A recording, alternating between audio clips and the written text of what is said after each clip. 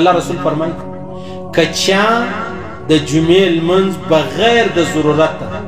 بغیر د مجبورۍ بغیر د عذره پرېښوی د الله رسول فرمایي الله رب العزت کتب منافقا فی کتاب الله دا سړی په خپل کتاب کې منافق ولیکي منافق داسې ولیکي چې لا یمحا ولا یبدل نه به دا منافق تورې مټاویږي نه به بدلیږي د الله په کتاب کې ولیکل چې دا منافق دی څونه ډېر مسلمانان ځوانان دي خاص کر چې ناوخته راپورته کېږي هغه د جمعې لمونځ نه پېژني ته څنګه مسلمان یې ته څنګه کلمه ګو یې یاره ورڅخه هغه د دروغو دین چې دی هغه لا پر خپل دین دونه ټینګ دی ته د رښتیاو دین دی نه راځي لمانځله نو په ځواني و په موټرو په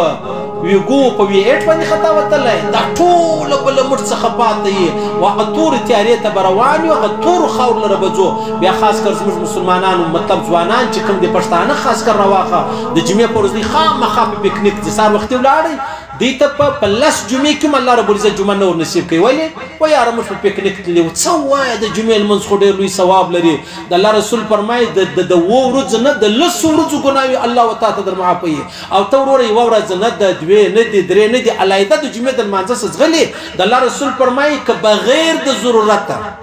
هیڅ مجبوریت نه درلوده تا د جمعې د لمانځه څخه ځان وایستی تا د جمعې لمونځ پرېښوی تا د جمعې لمونځ قضا کوي تا د جمعې لمونځ ته ځان اماده نه کوي د الله په دربار کې به ولیکل شي منافق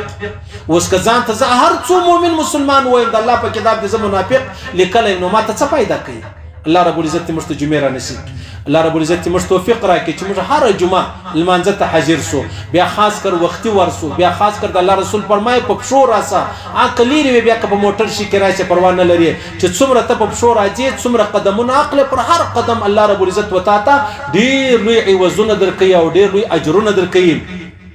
هغه بیا پیغمبر علیه الصلاة والسلام مبارک فرمایي چې پر هر قدم باندې الله رب العزت وتا ته هغه اجرونه درکوي چې ستا په تصور ستا په فکر کې به هم نه وي خو موږ د هغه شي څه ډېر ناخبره یو ډېر چې یوه خوا او بله خوا ته یو موږ وایو یاره بس ټیک د سیده نو څه وکړمه